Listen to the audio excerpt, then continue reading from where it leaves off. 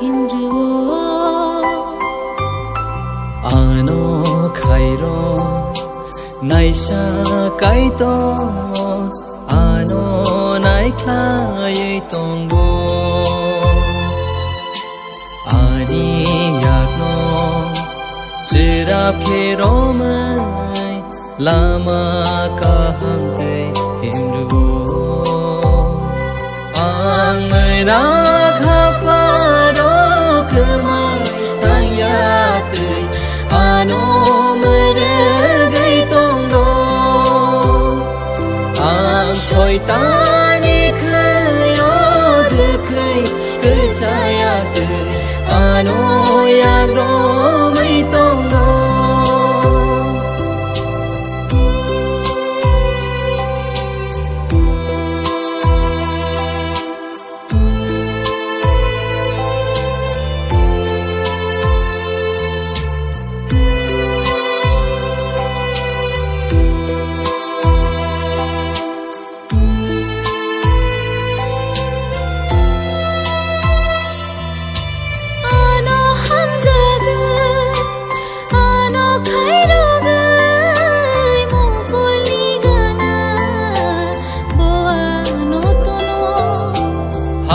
Jayani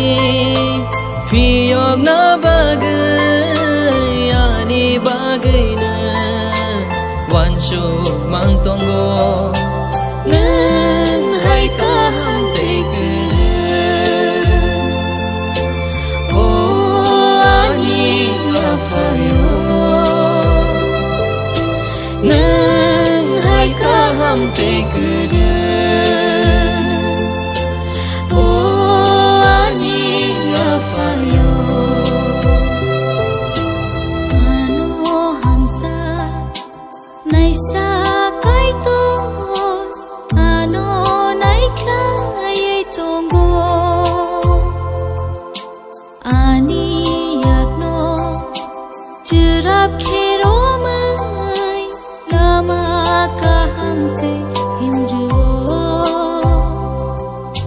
ano